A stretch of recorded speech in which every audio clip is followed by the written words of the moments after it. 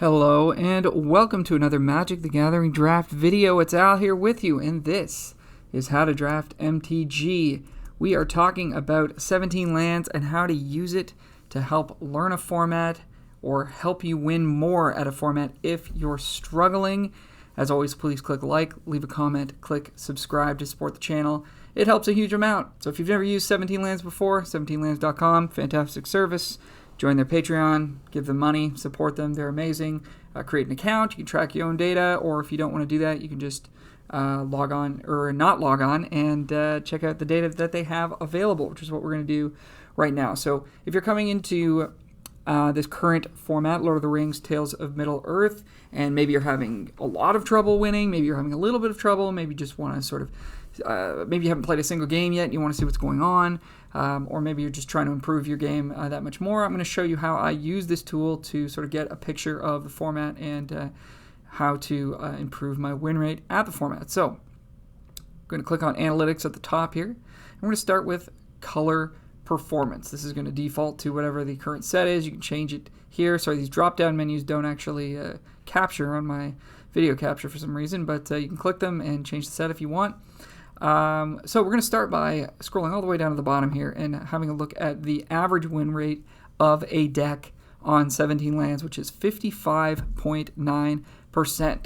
So why is it not 50%? Well, that's because not every single person who plays Magic Arena uploads their data. It tends to be players who are a little bit more invested in the game, so the win rate tends to be a little bit higher. So everything that we're talking about today is going to be compared to this number here, 55.9. We're going to scroll up to the 2-color decks, as that is the place to be in this format. This is not a 3-color, 4-color format for the most part. So we're going to look at these 2-color pair archetypes and see which ones are performing well, which ones are not, and what we can glean from that. So if we look at Azorius here, white-blue, it's winning at 52.7%, which is quite a bit below that 55.9, let's say 56 for short, 56% average win rate. So might be a color pair we want to avoid. If you're drafting a lot of blue-white and you're not doing well, this kind of confirms that, so maybe you want to check out a different color pair. Dimir, blue-black, right on, pretty dead on average there. Black-red, quite a bit above average at almost 61%. Gruul, red-green, a little below average. Green-white, quite a bit below average. White-black, a little above. Black-green, right dead on average. Blue-green, very much below average. Quite an outlier here at 49.5%. And blue-red on average. And Boros, red-white, a little bit above average. So what do we use this information for? Well, other than realizing that black-red is the best deck, which a lot of people have probably told you, or you've figured that out yourself, we can sort of decide which colors are the best to start the draft in. So there's a common thread here, and that is that all of the black archetypes, blue-black, black-red, white-black, and black-green, all have average or well above average win rates, which means that we want to start in black where possible in the draft. And failing that, it looks like we want to start in red, as black-red, blue-red, red-white, and, to a lesser extent, red-green. Hopefully we don't end up there, but the other 3 color pairs are doing quite well. So what we can learn from this is that we want to try and start in black or red at the beginning of the draft where possible and pair those with other colors. And we probably want to avoid a color like green, where its color pairs are doing quite poorly. Red-green seems to be black-green, rather, is the best of them. But red-green, not so great. And green-white and green-blue are actually quite bad. So there you go. Start in black or start in red. Or a color like blue even is not doing too badly, right? We've got blue-black, blue-red as 2 sort of viable decks there. And it just so happens to pair well with the 2 very best colors. So, you might say, okay, black and red are like the colors I really want to start in, but if I can start in blue, I know I can pair it with some good black cards and some good red cards down the line. I'll end up with a good deck. Okay, so that's the first thing that I look at. The second thing that I would look at is the actual card performance itself. So we'll go to Analytics, we'll click on Card Performance. And generally what we're looking at here is game in hand win rate as the best stat for sort of a bigger, broader picture of what's happening. So I'm going to uncheck a bunch of these boxes here. So we just have game in hand win rate. We can sort by it. And we can see that there's some, really good rares and mythics at the top here. But in this set, actually, not a ton of the rares are really, really broken. Like, there's some very good ones here in Orcish Bowmasters, Anduril, Horn of Gondor, Witch King. These are all quite excellent. We see their win rates are quite high. But pretty quickly, we run into some uncommons here. Eomer of the Rittermark, Fearfire Foes, Nazgul, Voracious Fellbeast. So it's actually the uncommons that seem to hold the most power in this set. So when you're looking at your pack, if you're the type of player who sort of will almost always take the rare or just says, hey, what the heck, I'll just take the rare, see what happens. In this set, you're more than likely going to be rewarded for not taking your rare. So have a look at this list and sort of write down or memorize or what have you, which are the top rares. And other than those, there are some real stinker rares in this set. So you're more likely to first pick an uncommon in Lord of the Rings, Tales of Middle-earth than you are a rare, which is certainly a change from some of the previous sets we've had. So why don't we start at the uncommons? We can sort by rarity here. Again, these drop-down menus don't capture, I apologize, but you click on uncommon. And then we can also sort by color if we want. And I want you to keep in mind that these win rates, these are quite high, 65%, 64.5. Remember, our average is 56. So these are like coming up on 10% better than average. These are going to be inflated by the fact that red and black are the best colors. So we do have to keep that in mind a little bit. Those numbers are going to be inflated. So just be aware of that as you're drafting. If you just sort of take the highest win rate card in every pack, you can get yourself into trouble because you might end up with sort of like a below average red-black deck, for example. Even though you have a bunch of cards that do have high win rates, if the deck itself doesn't come together well, then you can actually end up losing. So I would not recommend having 17Lands open and just simply picking the highest game in hand win rate card out of every pack. You'll get yourself into trouble in the sense that you'll more often than not end up in black-red, even if it's not open, and you'll also overlook a bunch of synergies with cards working together. You'll also overlook your curve. You might end up with just a bunch of 3s and 4s and not enough 2-drops.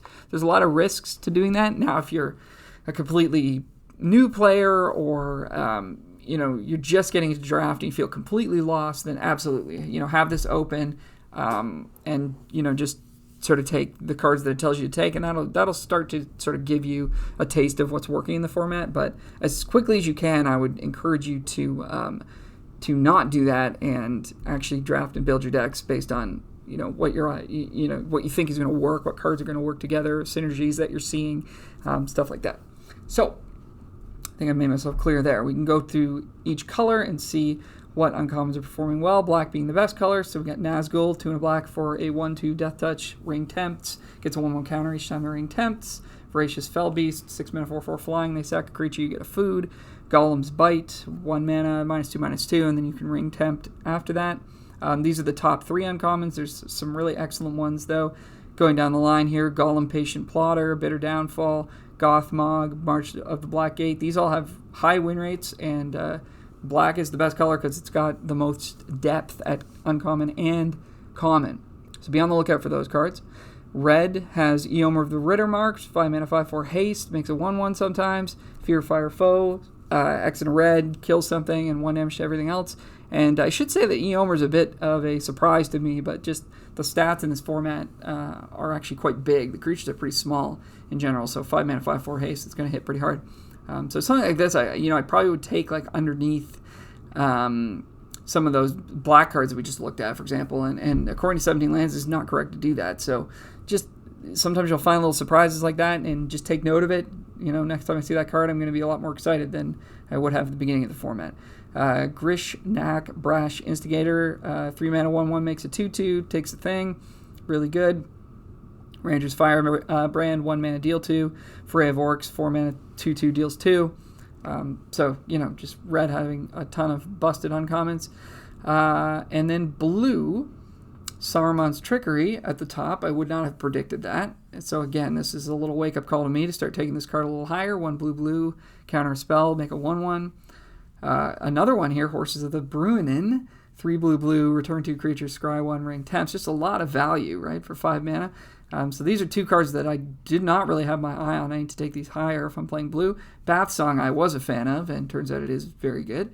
4 mana, draw 2, discard 1, do it again, and then get mana. Shuffle stuff. You can loop it endlessly, but I don't think that even matters that much. Gandalf's a card. See, Gandalf I would take over Saruman's Trickery, and maybe I shouldn't be doing that. But, I mean, Gandalf, still pretty darn good. But this is the kind of card where if you have a bunch of ring tempts, it gets a lot better. And if you're simply following these game-in-hand win rates, you may not take this when it's actually going to be quite excellent in your deck. So certainly a reason to just actually pay attention to what the cards say and what they're asking of you in deck building, rather than just simply blindly following the data.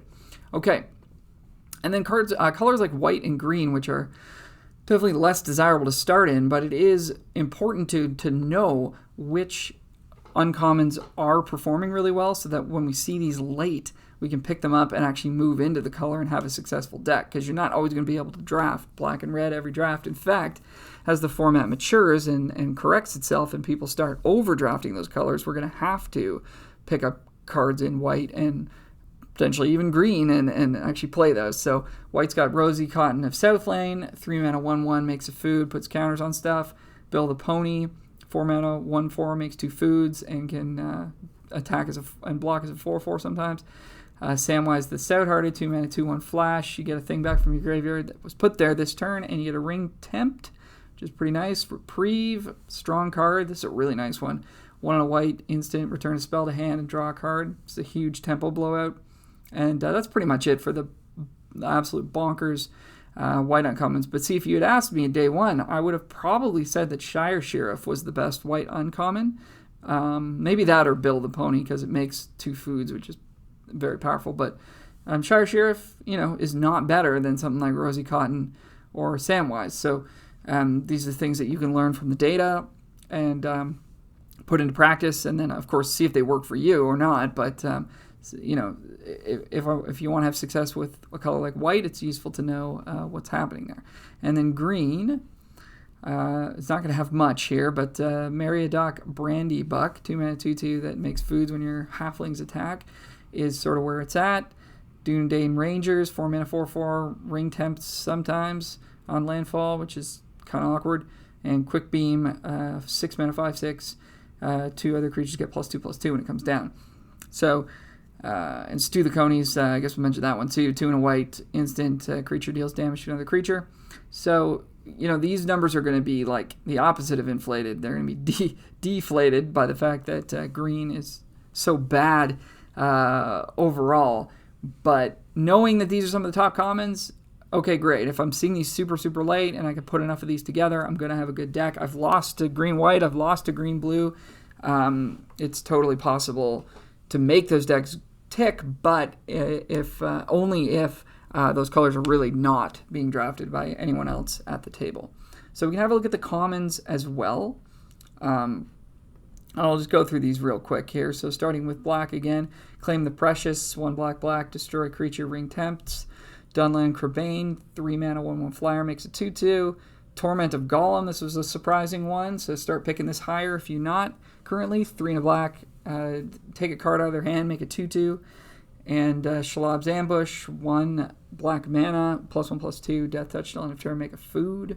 These are all excellent cards I've played with and against, and they've all felt great. Sam's Desperate Rescue, single black, return a creature, ring temps.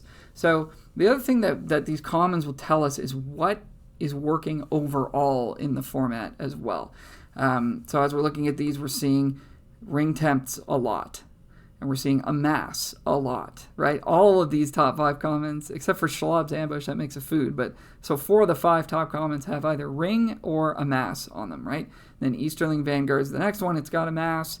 Uruk-hai Berserker's got ring. So you can see very quickly that the format is about kind of accruing value over time by using the ring temps or by building a giant amass token and sort of overwhelming your opponent over the course of like a mid-range or even control game plan. There's a little bit less super fast aggro going on. The best things to do are essentially going for 2-for-1s, cards that draw extra cards or, give multiple effects, which we're seeing all of these cards do, right? Red, rally at the Hornburg, 1 in a red, make 2 1/1 soldiers, and they get haste.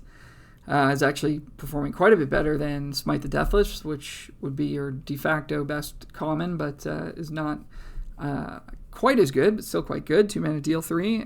Creature loses indestructible and is exiled if it dies. And Quarrel's End, here's another surprise that I didn't see coming. 2 in a red, sorcery, discard a card, make 2 humans, draw 2 cards and make a 1/1 human. So, again, we're seeing, value, card that makes 2 creatures, removal, value again, draw 2, make a 1/1. Relentless Rohirrim is the next one here, 4 mana, 4/3 ring tempts.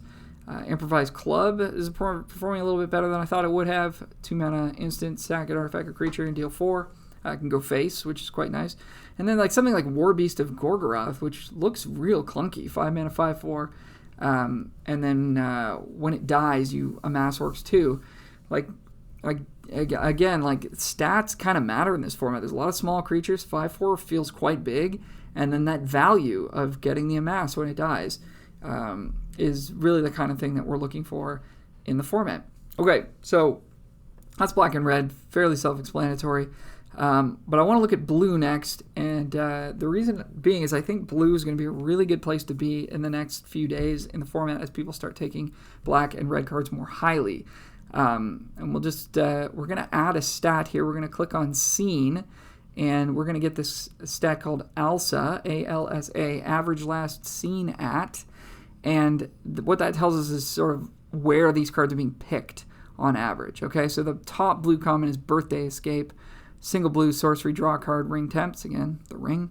And Glorious Gale is just below it, 1 in a blue, counter a spell. If it was legendary, you get a ring, tempt. Okay, so these are the 2 top blue commons, and they are average last seen at 5th pick. So that means, you could be seeing them as late as 7th, 8th. They might even wheel.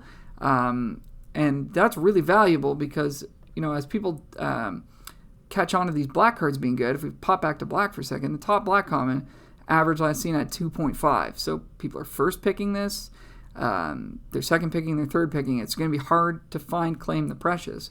But if you're in blue and it's not being super heavily drafted at your table, you're going to wheel Birthday Escapes and Glorious Gales in the final pack. Whereas you're just never going to see a Claim the Precious or a Dunlin Crebain super late in these drafts because people know how good they are, right? Deceive the Messenger, single blue instant, -3/-0, amass works 1. You can get this on average 7th pick, which means you're routinely going to see this on the wheel and the pack comes back around, right? Picks 9 through 14. Peligir Survivor, 2 mana, 1/3, taps for mana to cast an instant or sorcery. Can mill your opponent as well. Again, almost average 7th pick. So blue is going to be a great place to sort of fall back into as people start drafting more black and red cards. And this ALSA stat can indicate that to us. We have a bit of a discrepancy here where these cards are winning at a pretty good clip here, 58, 57, 59, but they're being seen halfway through or a little further than halfway through packs. If we jump to white, Protector of Gondor is the top common, 4 mana, 3/3, make a 1/1. So again, value. And Aaron Rider of Gondor, 3 mana, 3/2, draw a card. If you don't have a legendary, you put a card back. Cards are both excellent.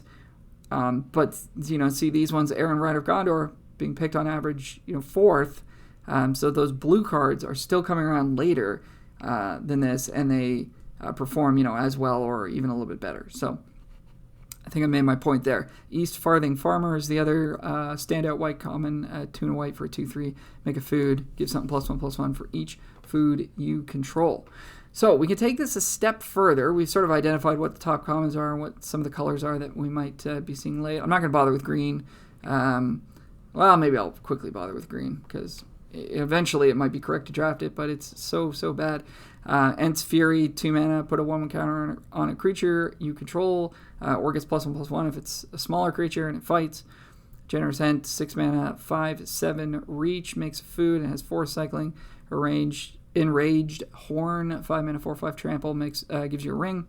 Other than Bag End Porter's quite medium, I think. 4 mana, 4/4, it's not terrible, but you can see that, green doesn't really have a good early game card, and that really hurts it, right? Like Woe's Pathfinder is the next one. 2 mana, 1/1, makes a mana, but yeah, just you can't build your deck around 5 and 6 drops, unfortunately. So that's why green is not doing so hot. So we can take this a step further and actually sort by which deck. And again, I'm sorry these drop downs don't capture. But let's say, for example, we know black red's good, right? But let's say we're thinking about, black's the best color. So that means that it's going to get harder and harder to find. So that means I'm going to end up in red a little bit more often, right? And that means I'm probably going to end up in blue-red because those colors go together pretty well. And, blue we've seen has some cards that are going to come around late. So let's look at blue-red. We'll reset the color. And just at common, we can get a feel of which cards are doing the best. Now, this strategy that I'm showing you right here works a little bit better in sets with more complexity. The Tales of Middle-earth, the kind of the good cards are good and the bad cards are bad. So there's not a lot here in terms of synergy and stuff like that. There is at the uncommon level, there's some cool stuff that you can do, but you're not going to see like a card that's a 52 or something all of a sudden be like a 58 in the right deck. It's just not gonna happen, right? But we can see that these top red commons, Rally to Hornburg, top blue commons, Birthday Escape, Quarrel's End, which again, you're going to get this late in packs, right? It's good value. Glorious Gale, Lorien Revealed. We didn't talk about this one, so this one obviously does a little bit better in the blue-red spells deck, but 3 blue, draw 3, and it has Island Cycling for 1. This card's quite good. I think it's going to get better and better in the data as the format goes on. Smite the Deathless, Soothing of Smeagol, 1 in a blue, instant, return creature, Ring Tempts, Deceive the Messenger we already talked about, Hithlane Knots. So you can see that, are there any creatures here? I don't think so. Rally to Hornburg is a spell that makes creatures, but obviously in blue you just want as many spells as possible, and that's what this is showing us here. So stuff like Soothing of Smeagol, and Hithlane Knots, inflate their value a little bit in this deck, and as we can see, they have pretty late Elsas, right? Soothing of Smeagol, 5.8, Hithlane Knots, 6.25. So if blue is even remotely open, you're going to get to pick up these cards, and that's that's really great. So you can sort of balance that against the fact that, for example, like Relentless Rohirrim is actually picked a little bit earlier on average. You could take that above something like Lorien Revealed or Soothing of Smeagol, sort of knowing that those cards will show up for you as well if you really need a creature, right? And then we can, of course, look at the uncommons.